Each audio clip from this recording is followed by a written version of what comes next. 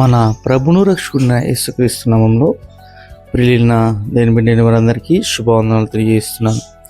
ఈరోజు దేని యొక్క వాక్య ధ్యానము యోహాను రాసిన మొదటి పత్రిక 1వ అధ్యాయము 7వ వచనం.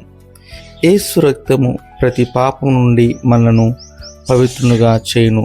దేని వాక్యం సెలవిస్తుంది, క్రీస్తు రక్తము మన పాపము మన దోషములను కడిగి మనల్ని పవిత్రులుగా చేస్తుంది. కాబట్టి క్రీస్తు రక్తము చేత మనం కడగబడిన వారంగా మనం మార్చబడాలి.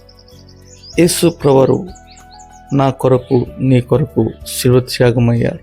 ఎందుకంటే మన పాపమును పరిహరించడానికి, మనము పరిశుద్ధులుగా మార్చబడటానికి. కాబట్టి నీవు నీ పాపం నుంచి బయటకు రావాలంటే క్రీస్తు రక్తము చేత పరిశుద్ధపరచబడాలి.